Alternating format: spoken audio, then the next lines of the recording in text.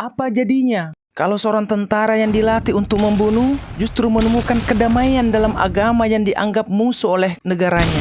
Bagaimana bisa di tengah dentuman bom, suara azan malah membuat hatinya bergetar? Kisah ini bukan film, ini nyata. Dan anehnya, dia tidak sendiri. Bayangkan, dirimu mengenakan seragam militer. Pelatihanmu bertahun-tahun diajarkan untuk mengenali musuh, bertahan hidup, dan membela negara. Kamu dikirim ke medan tempur, ribuan kilometer dari rumah, ke negara asing yang bahasanya kamu tak pahami, dan agamanya terus-menerus digambarkan sebagai ancaman oleh media yang kau percaya. Lalu, suatu malam yang panas dan penuh debu di gurun Timur Tengah, kamu sedang berjaga, jantungmu berdetak cepat karena suara tembakan kadang masih terdengar samar. Tapi malam itu bukan peluru yang menembus dadamu, melainkan suara panggilan azan. Bukan dentuman bom, bukan jeritan, tapi lantunan suara yang entah kenapa terasa menyentuh. Ini bukan adegan dari film dokumenter atau cerita novel. Ini kisah nyata, tentara Amerika yang masuk Islam di tengah perang. Ya, kamu tidak salah dengar. Tentara yang membawa bendera negara adidaya, bertugas menumpas apa yang disebut sebagai terorisme, justru menemukan kedamaian dalam Islam. Agama yang katanya penuh ancaman, ternyata justru menyembuhkan luka jiwamu. Pertanyaannya, apakah Islam benar-benar musuh? Atau selama ini kita yang terlalu malas mengenalnya? Video ini bukan sekedar kisah hidayah. Ini adalah perjalanan batin yang menghancurkan stereotip, mengguncang asumsi, dan membuka mata bahwa kebenaran kadang datang dari arah yang paling tak terduga. Hari ini kita tidak akan berbicara doktrin. Kita tidak sedang berdakwah secara frontal, tapi kita akan menyimak dengan hati yang jujur kisah seseorang yang menemukan Tuhan. Bukan di masjid megah, tapi di tanah perang, di balik senapan, dan di tengah suara ledakan. Kamu siap? Karena setelah ini, mungkin persepsimu tentang Islam dan tentang manusia tidak akan pernah sama lagi. Latar belakang, siapa dia? Namanya Michael Thompson, bukan nama sebenarnya. Ia lahir dan besar di negara bagian Texas, Amerika Serikat, dari keluarga militer. Ayahnya seorang veteran perang Vietnam. Kakeknya juga prajurit di Perang Dunia Kedua. Bagi keluarga ini, menjadi tentara bukan pilihan, tapi semacam warisan darah. Michael tumbuh dengan semangat patriotik. Ia hafal lagu kebangsaan sejak umur 5 tahun. Punya bendera Amerika tergantung di kamarnya, berdampingan dengan salib kayu peninggalan ibunya yang taat gereja. Ia belajar bahwa dunia ini punya dua kubu, yang bersama kami dan yang melawan kami. Sejak peristiwa 9/11, sesuatu berubah dalam dirinya. Rasa takut, marah, dan kebingungan bercampur. Ia tidak mengerti mengapa ribuan orang tak bersalah harus mati karena agama. Ia masih remaja waktu itu, tapi media, guru, bahkan pendeta di gerejanya memberikan satu pesan yang sama: Islam berbahaya. Maka saat ia akhirnya resmi bergabung dengan militer di usia 19 dan ditugaskan ke Timur Tengah untuk operasi militer, hatinya membara. Ia ingin membela negaranya. Ia pikir ini adalah perang antara cahaya dan kegelapan, antara demokrasi dan radikalisme. Tapi Michael salah satu yang berbeda. Ia bukan tentara sembarangan. Ia pendiam, ia pengamat, ia menyukai jurnal harian, mencatat apapun yang ia lihat, dengar, dan rasakan. Dan di sanalah semuanya bermula. Di hari-hari awal penugasannya di Irak, ia menuliskan dalam jurnalnya, "Aku melihat anak-anak bermain bola di reruntuhan. Mereka tersenyum padaku. Kenapa mereka tidak takut padaku? Aku melihat seorang lelaki tua membantu temanku yang tertembak. Kenapa dia tidak membenci kami?" Michael mulai merasa dunia tak sehitam putih itu. Bahwa apa yang ia pikir sebagai musuh ternyata manusia. Mereka punya keluarga. Mereka berdoa. Mereka menangis. Lalu suatu malam, saat ia sedang berjaga di pos pinggir desa, suara azan pertama kali terdengar. Bukan dari YouTube, bukan dari rekaman intelijen, tapi dari mulut seorang muazin tua, dari masjid kecil yang tengah runtuh. Michael diam, tak mengerti kata-katanya, tapi entah kenapa hatinya seperti disapa. Dan tanpa sadar, itulah titik awal perubahan hidupnya. Titik di mana perannya sebagai penyerang perlahan berubah menjadi pencari. Momen perubahan pertama. Malam itu, gurun terasa lebih dingin dari biasanya. Michael duduk sendiri di pos jaga, sementara rekannya tertidur lelah. Ia memilih berjaga, tidak karena perintah, tapi karena pikirannya tak bisa diam. Di kejauhan, dari arah reruntuhan desa yang pernah menjadi lokasi baku tembak, terdengar suara, bukan suara senapan, bukan suara ledakan, tapi lantunan. Suara itu keluar dari pengaras masjid kecil, rapuh, terkoyak perang, tapi suara itu tetap terdengar jernih. Allahu Akbar, Allahu Akbar. Michael tak tahu artinya, tapi getarannya terasa asing dan dalam. Ia menulis lagi di jurnalnya, itu bukan suara yang menakutkan, justru damai. Kenapa damai? Keesokan harinya, ia berbicara pada seorang penerjemah lokal bernama Abdurrahman, pria parubaya yang bekerja untuk pasukan Amerika Serikat. Awalnya percakapan biasa tentang arah, medan, dan laporan. Tapi akhirnya, dengan setengah gugup, Michael bertanya, apa yang muazin itu katakan? Abdul tersenyum, lalu menjelaskan arti azan dengan lembut. Ia bahkan menjelaskan makna satu persatu, bahwa itu bukan seruan perang, tapi panggilan untuk sholat, untuk menyembah Tuhan. Dan siapa Tuhan itu? Tanya Michael pelan. Sama seperti Tuhan yang engkau kenal, tapi kami menyebutnya Allah. Dia satu, tidak beranak, dan tidak diperanakkan, jawab Abdul. Dan disitulah titik getar kedua muncul. Michael tak menjawab, tapi sejak hari itu, ia mulai memandang warga desa bukan sebagai target potensial, tapi sebagai manusia. Ia memperhatikan bahwa setiap kali bom jatuh atau baku tembak terjadi, warga tetap kembali ke masjid, bersujud, menangis, berdoa. Ia mulai heran, apa yang membuat mereka tetap berdoa setelah rumah mereka hancur, keluarga mereka terbunuh? Apa yang mereka punya yang aku tidak punya? Michael akhirnya meminjam Al-Quran terjemahan dari Abdul. Diam-diam, ia takut rekan-rekannya tahu. Karena di markas, memegang Al-Quran bisa dianggap red flag. Tapi ia tak peduli, hatinya terlalu ingin tahu. Dan di malam-malam berikutnya, ia mulai membaca 1-2 halaman. Ia terkejut dengan apa yang ia temukan. Bukan instruksi kekerasan, tapi ajakan untuk berpikir, untuk merenung, untuk kembali kepada Sang Pencipta. Perjalanan mencari kebenaran. Michael mulai berubah, bukan secara drastis, tapi cukup terlihat oleh mereka yang memperhatikan. Ia jadi lebih diam, lebih introspektif. Ia tak lagi ikut tertawa saat rekan-rekannya meledek warga lokal. Tak lagi terburu-buru menuding siapa musuh, siapa teman. Dan yang paling terasa, ia mulai membaca. Al-Quran saku terjemahan itu menjadi teman di malam hari. Ia membaca ayat demi ayat, awalnya hanya karena rasa ingin tahu, tapi perlahan berubah menjadi kehausan spiritual. Maka apakah mereka tidak merenungkan Al-Quran? Atau hati mereka telah terkunci? Quran, Surah Muhammad, ayat 24. Kalimat ini membuatnya terhenti membaca. Ia merasa seperti sedang ditunjuk langsung. Ia yang selama ini membaca kitab suci hanya sebagai formalitas di gereja, tiba-tiba merasa ditantang untuk berpikir. Di pagi hari, ia mencatat kata tauhid di buku kecilnya. Ia mulai memahami bahwa Islam berbicara tentang satu Tuhan. Tidak ada perantara, tidak ada figur ketuhanan yang terpisah-pisah. Semua kembali pada satu sumber, Allah. Konsep ini sederhana, tapi kuat. Kenapa aku baru dengar sekarang? Abdul, penerjemah lokal, menjadi jembatan penting. Ia bukan ustadz, bukan dai, tapi ia punya satu hal yang membekas dalam diri Michael, akhlak. Abdul tidak pernah memaksa, tapi setiap jawabannya tenang, rasional, dan jujur. Ia tidak malu menjawab, saya belum tahu, kalau memang tidak tahu. Suatu hari, saat mereka berbincang sambil duduk di balik tembok pos penjagaan, Michael bertanya, kalau Tuhan itu ada dan Islam itu benar, kenapa kamu hidup seperti ini? Dikepung perang, rumah hancur, hidup miskin. Abdul tersenyum, karena saya yakin hidup ini bukan akhir. Dunia ini bukan tempat tinggal, hanya tempat singgah.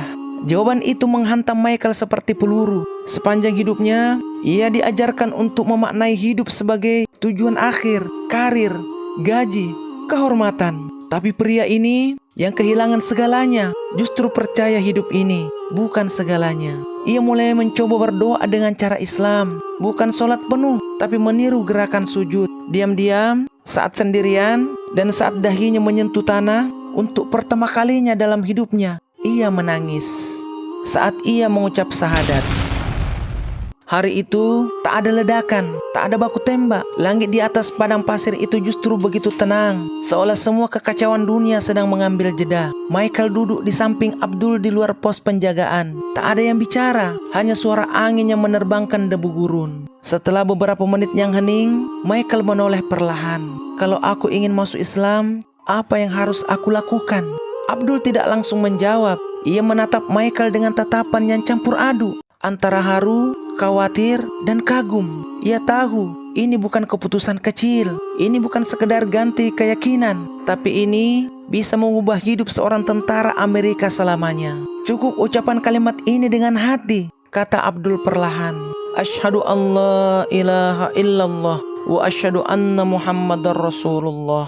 Michael mengulang, gagap, suaranya serak. Tapi saat ia menyelesaikan kalimat itu, sesuatu berubah di wajahnya. Tidak ada pelangi, tidak ada sorotan cahaya dari langit, tapi ada air mata yang jatuh, yang tidak bisa ia tahan. Aku tidak tahu kenapa aku menangis, katanya, tapi rasanya seperti pulang. Ia menulis lagi jurnal di malam itu. Hari ini aku bukan lagi hanya seorang prajurit.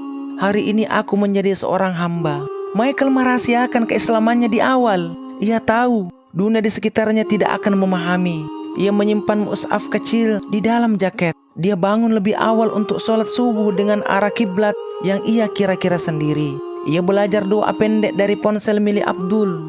Tapi justru dalam kesendirian itu, ia merasa lebih terhubung, lebih damai. Beberapa minggu kemudian, ia mengaku kepada komandannya bahwa ia telah masuk Islam. Reaksi yang ia terima jauh lebih dingin dari yang ia bayangkan. Ada kecurigaan, ada cibiran, bahkan ada ancaman tak langsung. Apa kamu membelot? Apa kamu sudah dicuci otakmu oleh musuh? Tapi Michael tetap tenang. Ia menjawab singkat, aku justru baru tahu siapa musuh sesungguhnya. Itu bukan Islam. Bagaimana Islam mengubah hidupnya? Sejak mengucapkan 2 kalimat syahadat, Michael bukan lagi orang yang sama. Ia masih mengenakan seragam militer, masih memegang senjata. Tapi sekarang, ia membawa sesuatu yang lebih berat dari peluru. Tanggung jawab terhadap kebenaran yang telah ia temukan. Setiap langkahnya terasa lebih berarti. Ia tidak lagi bangun hanya karena alarm barak, tapi juga karena azan subuh. Ia tak lagi melihat warga desa sebagai potensi ancaman, tapi sebagai saudara seiman yang pernah ia salah pahami. Sikapnya berubah. Ia menjadi lebih sabar saat ada rekannya marah-marah tanpa sebab. Ia menolak mencaci dalam komunikasi antara pasukan. Bahkan mulai mencoba menegur sopan rekan-rekannya yang melecehkan warga lokal atau menyebarkan ujaran kebencian. Islam mengajariku menahan lisan, dan itu lebih sulit daripada menahan peluru. Tapi perubahan ini bukan tanpa harga. Beberapa rekannya mulai menjauhinya. Ada yang terang-terangan menyebutnya pengkhianat. Ada yang mencatat namanya untuk diperiksa kesetiaannya. Ia dipindahkan dari tugas garis depan ke bagian logistik tanpa penjelasan resmi. Tapi Michael tidak marah. Ia justru merasa bersyukur. Dulu aku tak tahu untuk apa aku hidup. Sekarang aku tahu untuk siapa aku hidup. Ia menulis surat kepada ibunya. Ia tahu ini bisa menghancurkan hubungan mereka, tapi ia tak bisa menyembunyikan kebenaran lebih lama. Di dalam surat itu, ia tidak memaksa ibunya menerima. Ia hanya menjelaskan apa yang ia temukan. Ma, aku masih anakmu, tapi sekarang aku juga hamba Allah. Ia juga mulai mengajukan cuti untuk mencari komunitas muslim lokal. Saat berhasil menemukan sebuah masjid kecil di perbatasan, ia menangis. Bukan karena bangunannya megah, justru sangat sederhana. Tapi karena untuk pertama kalinya, ia sholat berjamaah bersama orang-orang yang sebelumnya ia anggap sebagai musuh. Aku dulu menargetkan mereka dengan senjata. Sekarang, aku berdiri di samping mereka, menyebut nama Tuhan yang sama. Michael merasa seperti dilahirkan kembali. Tapi kelahiran ini bukan tanpa rasa sakit. Ia harus kehilangan teman, harus menghadapi curiga, bahkan harus menerima bahwa sebagian keluarganya tak akan pernah melihatnya dengan cara yang sama. Namun, satu hal yang tidak pernah ia sesali adalah keputusan untuk menyerahkan hatinya kepada Islam. Kehidupannya setelah pulang ke Amerika. Michael pulang dari medan perang bukan sebagai pahlawan yang dieluk-elukkan. Tidak ada pelukan hangat dari unit militernya. Tak ada selebrasi. Ia pulang dalam diam. Di bandara, seragamnya masih melekat, tapi kini ada sesuatu yang berbeda. Tas kecil berisi mushaf, sajadah, dan sebuah keinginan baru untuk hidup tenang sebagai muslim. Namun ia segera sadar, medan perang belum berakhir. Bedanya, sekarang aku bukan di gurun Irak, tapi di jalanan, di rumahnya sendiri, dan bahkan di meja makan keluarganya. Kepulangan Michael menjadi semacam kontroversi kecil di komunitasnya. Orang-orang mulai berbisik. Ia mendapat tatapan aneh saat pertama kali masuk masjid di kota kecil tempat tinggalnya. Tentara yang masuk Islam, tidak semua bisa langsung menerima. Ibunya menangis saat mendengar cerita lengkapnya. "Kau berubah, Mike. Ini bukan anakku." Michael tidak membantah. Ia hanya menggenggam tangan ibunya dan berkata, "Aku memang berubah, Mak. Tapi aku berubah karena aku menemukan damai yang selama ini aku cari." Ia mencari komunitas muslim yang terbuka dan mendidik, mulai menghadiri kajian, bertemu dengan mu'allaf lain. Beberapa di antaranya mantan narapidana, musisi, bahkan mantan pendeta. Ia tidak merasa sendiri. Setiap malam, ia mengingat medan perang. Ia ingat suara azan yang pertama kali menyentuh hatinya. Ia ingat Abdul, penerjemah tua yang kini entah di mana. Ia sering mendoakan agar Abdul selamat, sehat, dan terus menjadi cahaya bagi siapapun yang ia temui.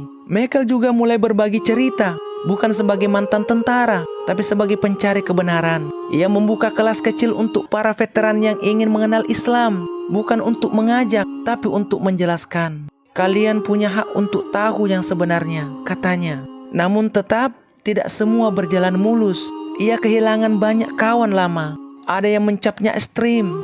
Ada yang bilang ia korban cuci otak. Tapi Michael tidak melawan. "Dulu aku ingin mengubah dunia dengan senjata. Sekarang aku cukup ingin mengubah satu hati dengan kasih sayang." Ia tahu menjadi muslim di tengah Amerika pasca perang bukan hal mudah. Tapi ia juga tahu Islam tidak menjanjikan hidup yang mudah. Islam menjanjikan hidup yang bermakna. Pertanyaan yang membelah opini. Michael kini hidup tenang. Ia bukan lagi tentara. Ia tak lagi menggenggam senjata. Tapi satu hal yang tidak berubah, ia tetap berperang. Hanya saja, kali ini bukan melawan musuh di luar, tapi melawan ego, kebencian, dan prasangka di dalam dirinya sendiri dan lingkungannya. Dalam salah satu sesi kajian, seseorang bertanya kepadanya, "Kau meninggalkan medan perang untuk menjadi muslim? Apa kau yakin tidak sedang lari?" Michael tersenyum. "Justru aku berhenti lari.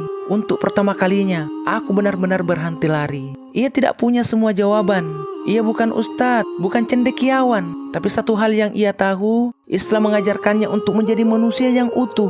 Bukan karena gelar, bukan karena pangkat, tapi karena keyakinan dan akhlak. Kini, saat ia berjalan ke masjid dengan anak kecil memeluk kakinya, dengan istrinya di samping, ia sering merenung, "Kalau saja dulu aku tak ditugaskan ke perang, mungkin aku tak pernah bertemu Islam." Ironis bukan? Agama yang selama ini dicurigai sebagai ancaman justru menyelamatkan nyawa dan jiwanya. Agama yang ia kira memiskinkan manusia, agama yang ia kira memisahkan manusia, justru membuatnya menyatu dalam barisan sholat sejajar tanpa pangkat. Agama yang disebut keras justru melunakkan hati.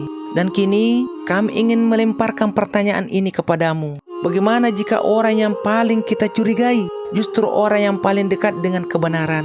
Bagaimana jika perang yang sebenarnya bukan antara Islam dan Barat, tapi antara kebodohan dan pemahaman? Lalu, lebih dalam lagi, jika seorang tentara bisa menundukkan kepala di hadapan Allah setelah melihat wajah perang, apa yang menghalangimu untuk sekedar merenung hari ini dalam damai?